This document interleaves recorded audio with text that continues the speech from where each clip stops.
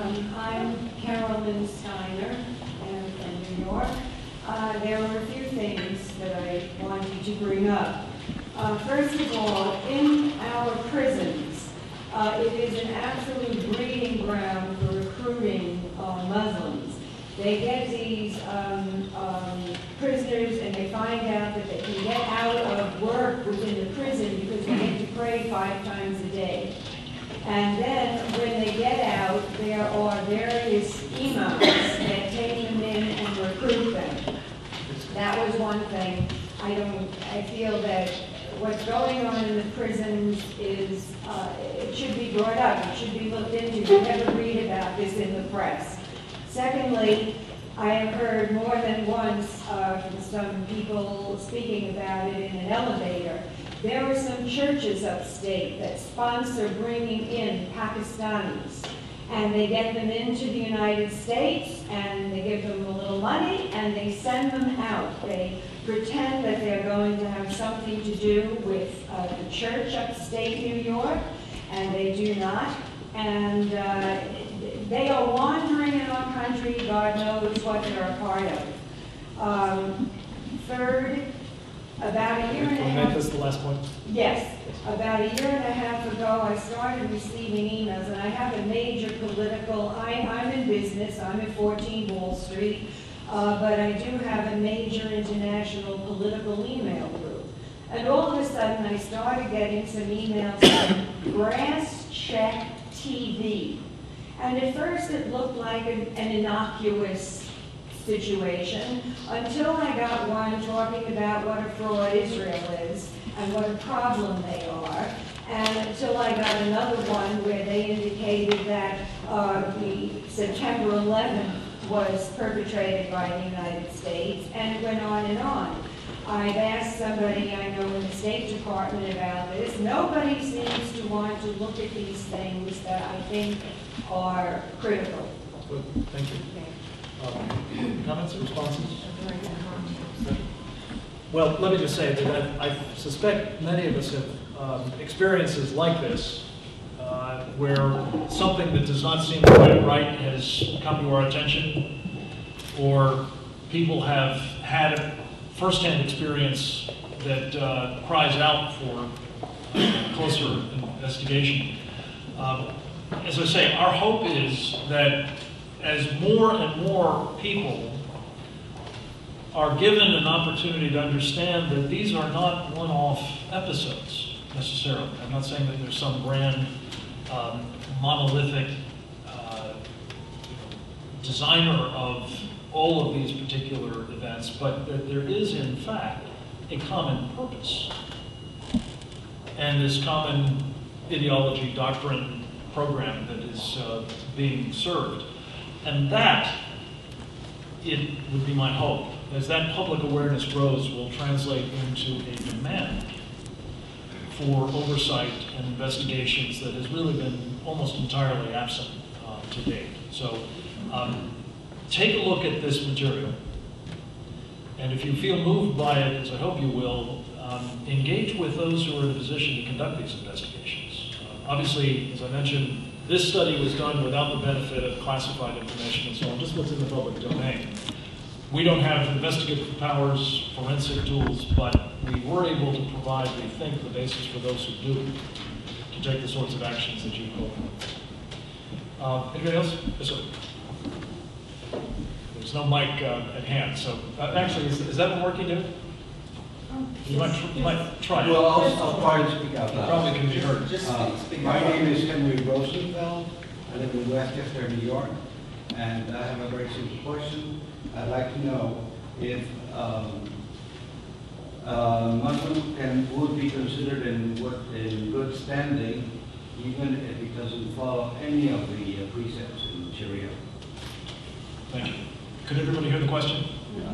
Okay. Let me just comment on David probably has much more to say about this than I do, but I think what we're trying to do here is move the barometer for assessing who is a moderate and who is a radical away from what it's been since 1993 when the World Trade Center was bombed which is very simply who engages in terrorism and who doesn't. And the position of the government has been that if you are not actively blowing up a building this minute, you're a moderate, no matter what it is that you're trying to accomplish. On the other hand, if you look at Sharia and make Sharia your guiding line, I think what you find is that some people accept the mainstream interpretation of Islam as obligatory in terms of imposing it on non-Islamic societies. And on the other hand, a number of other Muslims, I would say probably most rank and file Muslims in the United States, either take it in some kind of revised form, take it as a guideline for their personal behavior and their personal relationship with God, but don't otherwise want to impose it on the rest of society, or ignore it, like a number of us who are of different religions ignore some of the principles and doctrinaire requirements of our own religion. Those people are our natural allies. And when we make the barometer for who's a radical and who's a moderate terrorism rather than Sharia, what we allow is these Muslim Brotherhood operatives to operate pretty much undetected. And we now see that they're making great inroads in our government. Whereas if we make the barometer Sharia, and we make those who want to impose Sharia try to defend the imposition of those principles in a free society, I think we then see that they are actually the radicals, and we actually have the possibility of empowering our natural allies in the Muslim world, and that's what I think we're trying to do. Devin, do you want to just add slightly to what Andy said? In fact, Andy could even add to what I'm about to say because he lived it as a prosecutor. Those of us who deal with national security issues, and especially those of us who litigate in courts, know one thing. A religion, a way to pray to God or to relate to your family or educate your children, simply isn't anything that you can identify in and of itself because it's personal and subjective to each individual. That's what we say here in the West. A man or a woman's exercise of her religious beliefs are personal to them and they're sacrosanct. However, we know, those of us who operate in courtrooms, that conspiracies, that is to say doctrine, that co-conspirators all accept as the purpose of their conspiracy, and then the methods to achieve that end are identifiable. You can find it in the evidence of their writings, of taped phone conversations, of actual deeds. We're not talking about Islam, and we're not talking about Muslims, any more than we're talking about Jews or Christians or Buddhists. We're talking about a doctrine, and the adherence to that doctrine. Muslims have an absolute First Amendment right to practice their religion, and I will defend them in any courtroom in this country. However, if they embrace Sharia, which is identifiable, Islamic law of nations, the law of war, any of their text from authoritative Sharia, they have embraced sedition or an act of war. Because that's what they tell us it is. And that conspiracy, what Andy was talking about earlier in terms of the Muslim Brotherhood, is identifiable. It manifests itself in empirical things, in evidence. So it's not about religion, and it's not about peaceful, patriotic Muslims. I want to add one final word on that question. There was a wonderful study that we all know about, those of us in this field, by the World Opinion Survey Group out of the University of Maryland. Now, they went to several Muslim countries and asked a variety of questions. The countries included Pakistan, Indonesia, the largest Muslim country in the world, 200 some odd million Muslims, and considered to be the most moderate, Morocco, Egypt, and one other escapes me right now, and asked them, do you want to impose an Al-Qaeda-like strict Sharia in the world? There were some prior questions about Al-Qaeda. In other words, not some vague or vanilla version of Sharia. Al-Qaeda's Sharia is Sharia. And they were very clear. The percentages in terms of the responses, and they were face-to-face responses, not vague telephone calls, is shocking. In Indonesia, you had 50%. In almost all of the other countries, including nuclearized Pakistan, upwards to 70% embraced Al-Qaeda-like Sharia. Now, I will guarantee you that the numbers are infinitely smaller here in the United States. It is the most assimilated Western Muslim population in the world, by far. And I would be shocked to see anything like that. But outside of the United States, in other Muslim countries, and in Europe, Sharia means something to these people. They understand what it is. And with a population of 1.2, $1.5 billion, billion people with a lot more dollars than that behind them, the numbers are simply staggering. May I make just one last point on this? I think one of the things that's so worrying to us as we look at this dynamic situation that Andy David talked about is that an individual who doesn't conform to Sharia, but nonetheless thinks of himself as a Muslim, wants to be part of the Muslim community, doesn't want to be ostracized, is at risk of being at any moment condemned as an apostate for not conforming. And we know that the punishment for that is the capital. So in the community, you will not be a member in good standing. If they are denounced, they could be considered to be not only not in good standing, they could have left the faith, which is a very dangerous thing to be. Yes, ma'am. I'd like to ask Andy and Mr. Yerushalmi a question. What is now, I hate to say it, 15 years ago. See how much we've changed what we're talking about 15 years ago.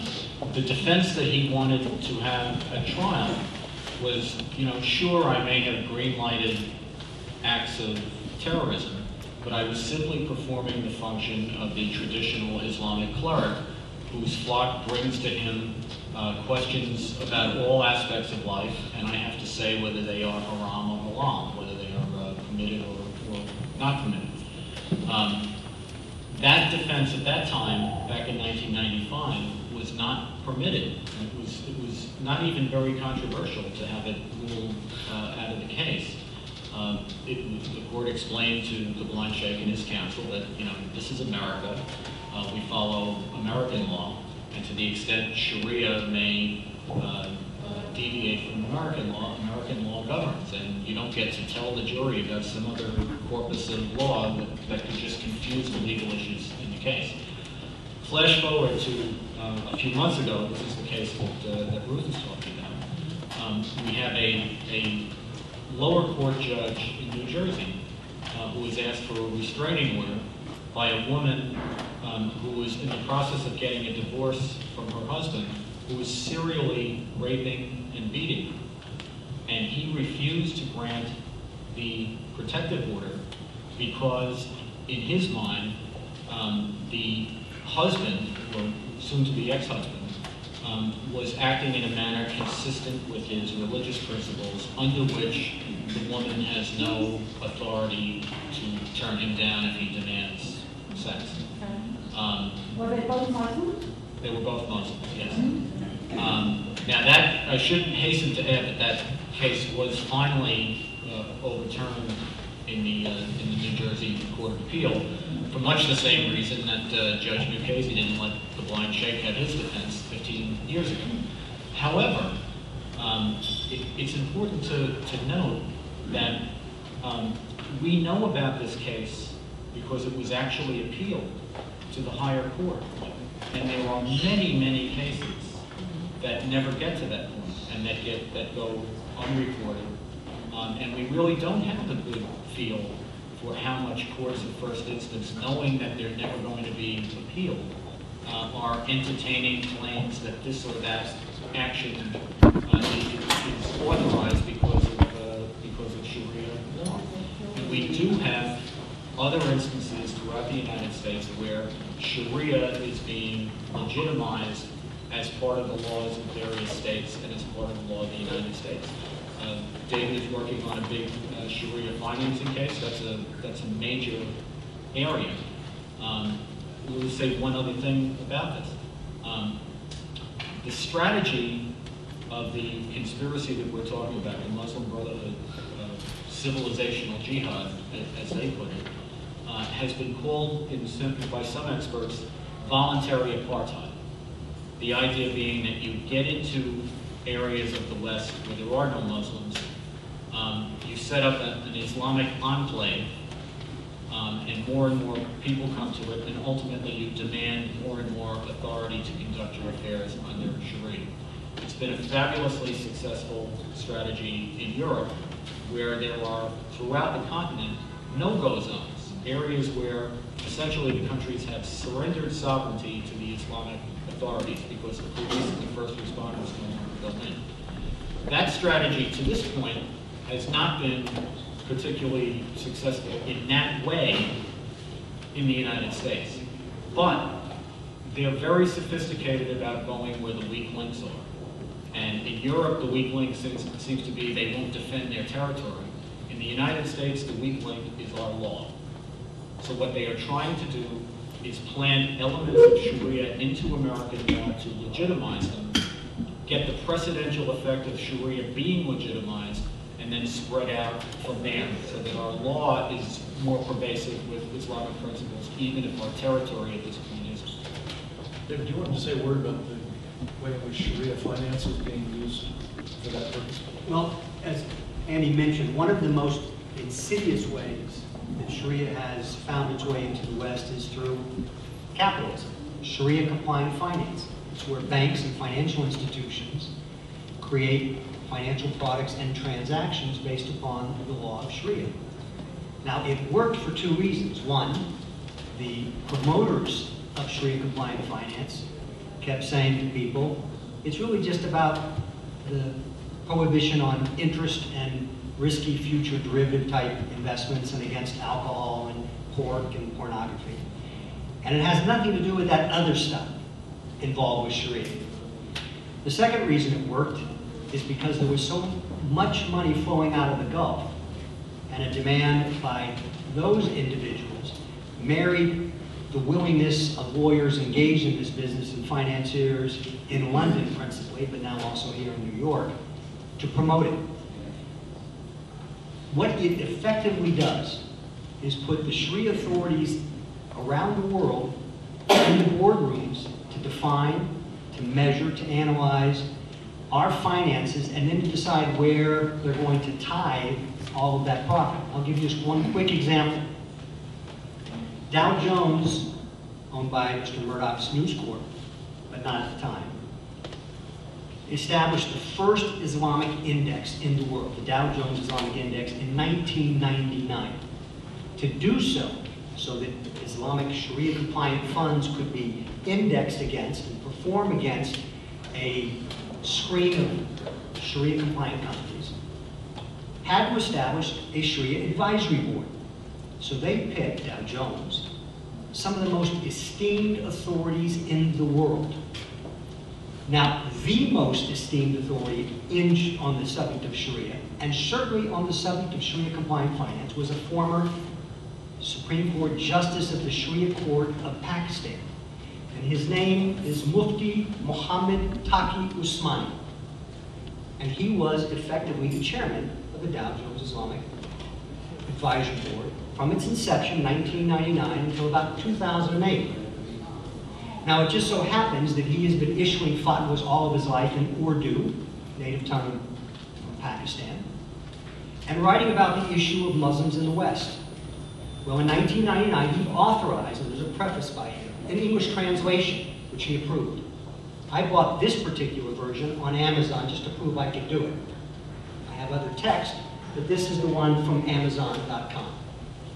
In chapter 11, he's asked by a leading authority in Jeddah, not as authoritative as he, now that Muslims in the West are permitted under Western law to practice their religion freely, to engage in proselytization, and to move our goal toward an Islamic caliphate through peaceful or pre-violent means. Can they continue along those lines? And he has an answer in chapter 11, called Aggressive and Defensive Jihad. And he brings over the entire chapter, verse and chapter, on Sharia law, explaining why a Muslim living in the West must actively promote violent jihad, and his only exception is when it would be absolutely ineffective, but he still must engage in what we call pre-violent jihad or stealth jihad, financing it through his money and his other efforts. This is the preeminent authority on Sharia compliant finance. And the only reason he no longer is on the Dow Jones Islamic Index, because in 2008, Frank and I submitted an op-ed to the Wall Street Journal. No surprise to anyone here, of course, it's owned by Dow Jones. They didn't publish the op-ed, but they sent it to the Dow Jones Islamic Index headquarters in New Jersey. And Frank and I received a letter back saying, Index. Yeah. We're shocked. This is libelous. We don't want to hear this again. And we wrote back and said, we're going to keep saying it and keep saying it until you do finally sue us, because then we can get the truth out into the public domain. So you have individuals who literally carry authority in the Muslim world. This isn't David Yerushalmi speaking. This is Mufti Muhammad Taqi Usmani telling Muslims in the West, why do you think he had it translated into English? Your obligation is violent jihad. And he was working for Dow Jones.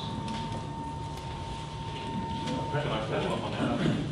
On Muhammad Taqi Usmani, he was fired from the Dow Jones Index, but he is currently the head of the Sharia board for Deloitte, the worldwide accounting firm. If you go on the Deloitte website, they have a whole series of audio interviews with Muhammad Taqi Usmani, and feature him prominently on their website, Deloitte.com. I would encourage you to, I saw it just 2 weeks ago. As you know, I was at the OIC conference in Chicago at the New American Islamic College, and one of the things that came up, frankly, is that you're a hate monger because you dare to denounce Sharia. Now, here's the question. You have this wonderful way of defining Sharia separate from Islam and so on. But in fact, according to Al-Qaradawi, who's Muslim Brotherhood's spiritual chief, Sharia cannot be separated from Islam. They're joined at the hip, number one. And number two, you have all kinds of American sheiks denouncing those who denounce Sharia as hate mongers, and part of the program is to make this as ugly as racism. So that is part of the program. How do you defeat the counter jihad?